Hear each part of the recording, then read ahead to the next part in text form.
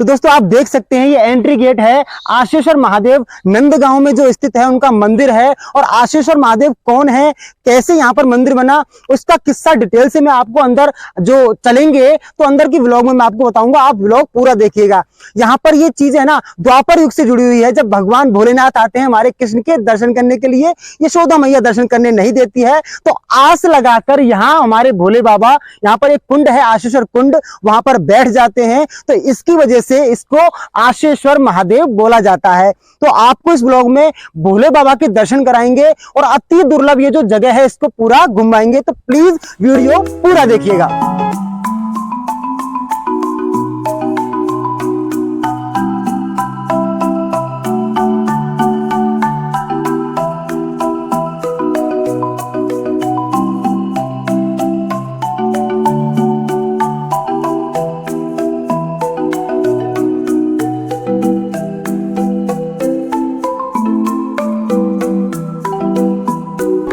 So hello guys, welcome back to my channel. This is Gaurav Sharma and you are watching the GS Vlogs. I hope you all are doing well. So let's start today's video. So guys, फिलहाल मैं खड़ा हुआ हूँ नंदगांव की भूमि पर। जैसा आप देख सकते हैं मेरे पीछे ये कुंड है जिसको कि आशेश्वर कुंड कहते हैं, और ठीक बगल में ही आशेश्वर महादेव का मंदिर है जो कि काफी प्राचीन मंदिर है। और इससे जुड़ा हुआ सुंदर जो किस्सा है ना वो मैं आपको बताने वाला हूँ गाइस। तो चलिए कुंड के उस हिस्से पर चलते हैं जहां पर वो बुर्ज बना हुआ है, और वहां जाकर मैं आपको इस स्थान से रिलेटेड, इस मंदिर से रिलेटेड जो द्वापर युग की कथा है वो आपको सुनाता हूं। उसके बाद में आपको आशेश्वर महादेव के दर्शन करवाऊंगा, क्योंकि आप एक बार किस्सा सुन लोगे ना तो आपको दर्शन करने में ज्यादा आनंद आएगा।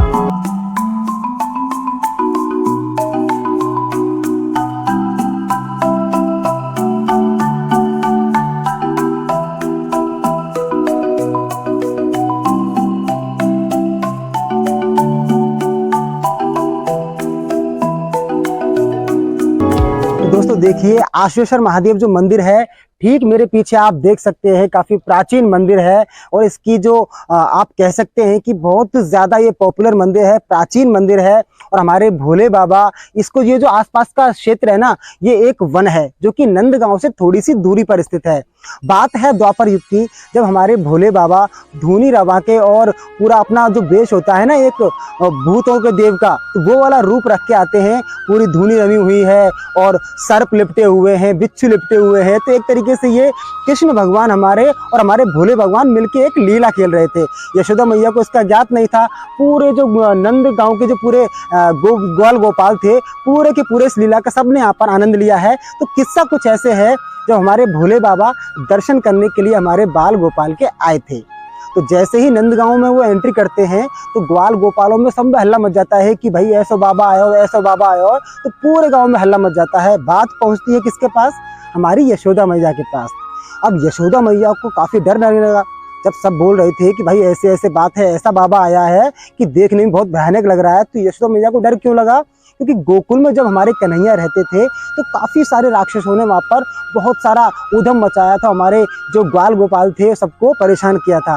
और काफी बार हमारा जो कन्हैया थे उन पे वार किए थे, लेकिन हमारे प्रभु कन्हैया ने सारे वार निष्फल कर दिए थे। उसके बाद 2 वर्ष के बाद में वो नंदगांव जो यहाँ से समीप ही स्थित है वहाँ पर वो आए, और वहाँ पर जाकर उन्होंने अपने नंद महल के अंदर वो रहने लगे। तो जब भोले बाबा आए तो किसी ने उनको अंदर घुसने नहीं दिया। तो जैसे ही भोले बाबा निकट पहुंचे महल के, तो कृष्ण भगवान को पता था कि भोले बाबा मेरे आ चुके हैं मेरे दर्शनों के लिए। तो कृष्ण भगवान ने जो बाल स्वरूप में थे रोना शुरू कर दिया। आप जानते हो एक बालक रोता है तो चुप कराना कितना मुश्किल होता है, और ये तो हमारे प्रभु की लीला थी। तो भगवान रोने लगे, बिलखने लगे। यशोदा मैया ने काफी चुप कराने का प्रयास किया लेकिन भगवान चुप नहीं हुए। काफी सारी सखियां आई, काफी सारे बूढ़े वृद्ध थे, सभी ने कोशिश की लेकिन भगवान चुप नहीं हुए। तो आखिरकार यशोदा मैया ने पूछा कि भगवान मेरे लाला का है वो, जब ते वो बाबा आए हो ना, जब ते माने कछु ऐसे टोना टोटका कर दियो कि मेरा लाला है ना चुप ही ना आ रहा। फिर जो सखियां थी, यशोदा मैया की जो सहेली थी वो आई, उनसे उन्होंने पूछा तो उन्होंने कहा कि वो बाबा है ना, भाई ने टोना टोटका करो तो भैया बुला के लाओ। अब भैया तब तो उनको घुसने नहीं दिया मंदिर में। फिर यशोदा मैया ने पालकी भेजी और बाबा को लेने के लिए अपनी सखी को भेजा। जैसे ही वो यहाँ पर पहुंची, यहाँ की जो स्थल है ना यहीं पर भोले भगवान बैठे हुए थे।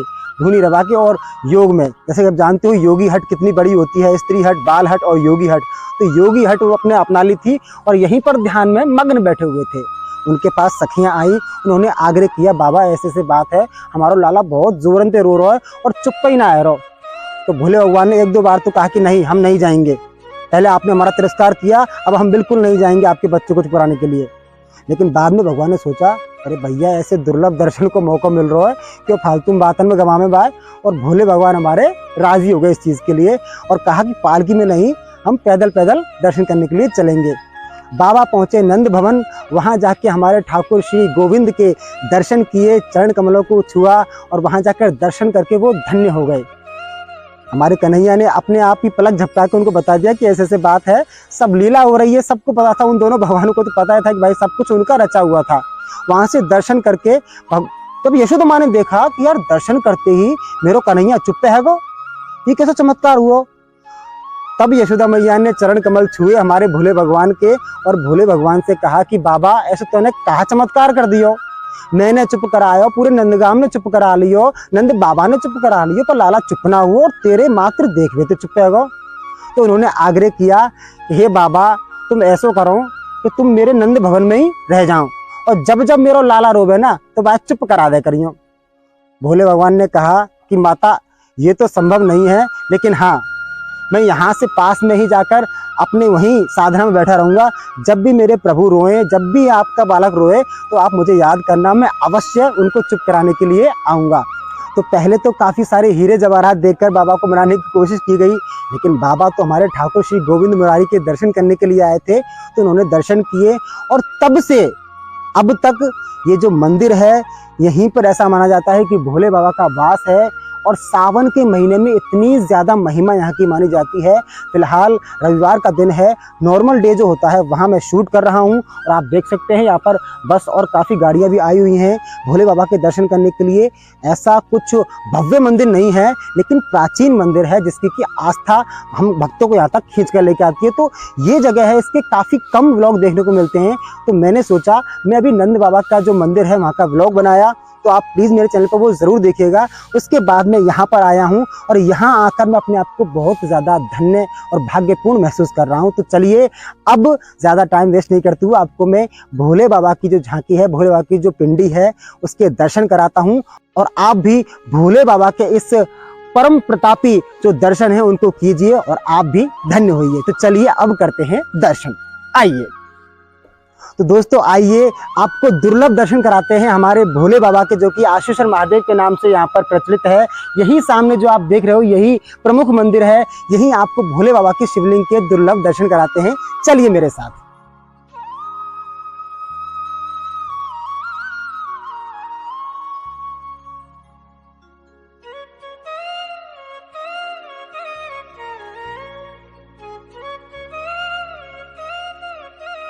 तो दोस्तों देखिए, जहाँ जहाँ मंदिर में पॉसिबल हो सकता है, जहाँ मना नहीं करते हैं, हम आपको कैमरा ले जाकर अच्छी तरीके से दर्शन करवाते हैं।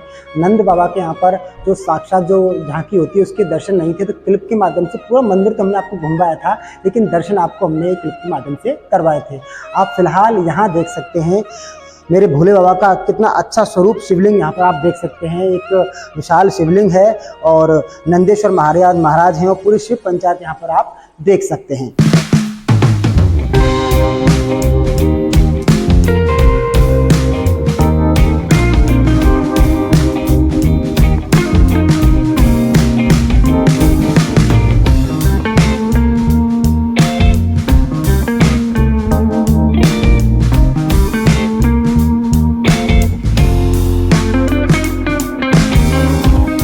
पूरा मंदिर मैंने आपको घुमा दिया है और बगल में ही आशीश्वर कुंड है, जहां पर कि भोले भगवान को जब दर्शन करने नहीं दिए थे तो यहीं वो समाधि लगाकर बैठ गए थे और मंदिर में जाकर मैंने आपको दुर्लभ दर्शन हमारे भोले बाबा के करवा दिए हैं। तो पूरा नंदगांव में ये जो मेरा ब्लॉग का सीन चल रहा है ये काफी दुर्लभ जगह है, मतलब मेरा भी आना यहाँ बहुत दिनों के बाद हुआ है। फिलहाल मैंने आपको घर बैठे सारी चीजें घुमा दी है। तो चलिए आज के व्लॉग को यहीं खत्म करते हैं। आई होप आपको हमारा आज का व्लॉग, आज का वीडियो पसंद आया होगा। अगर व्लॉग पसंद आया हो तो प्लीज वीडियो को लाइक और शेयर जरूर से जरूर करें। और हाँ, अगर चैनल पर नए हो तो चैनल को सब्सक्राइब किए बिना गाइस प्लीज मत जाइएगा।